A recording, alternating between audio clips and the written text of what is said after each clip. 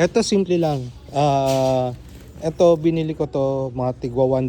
Papadala ko to sa nanay ko. May champion, chamba naman yan. Champion. Eto mga brief pero brand new Hanes. Pamimigay yata to, ibebenta. Tapos ito ay Forever 21 na brand new. So pwede pa yan. Tapos isang Nike na Storm something. Ito ay Uniqlo na shorts pambabae. Ito ay Uniqlo na sweat na crew neck. Yan. Tapos Adidas na shorts. Basic lang tayo basic lang.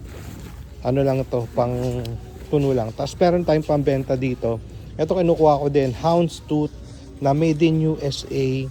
Tapos sa Banana Republic 42L. So ang ganda ng size na ito, ang ganda ng pattern, vintage pa to. Tapos meron tayong isang Searsucker na 2XL na RL. So pambenta lang din to dito pagdating ng summer.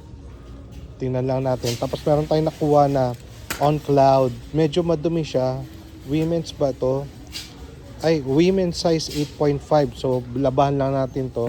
Tapos isang A6 Jablo. Ito pinag-iisipan ko kung kukunin ko. Maganda pa ng condition nito. Parang like new. Pero yung kung sell-through rate niya, kung mabenta siya, hindi ko lang alam. Pero ito sigurado to, laban natin kahit anong mangyari. Mura naman yan Tapos buo pa naman yung ilalim. Yan, laban lang katapat niyan. Okay?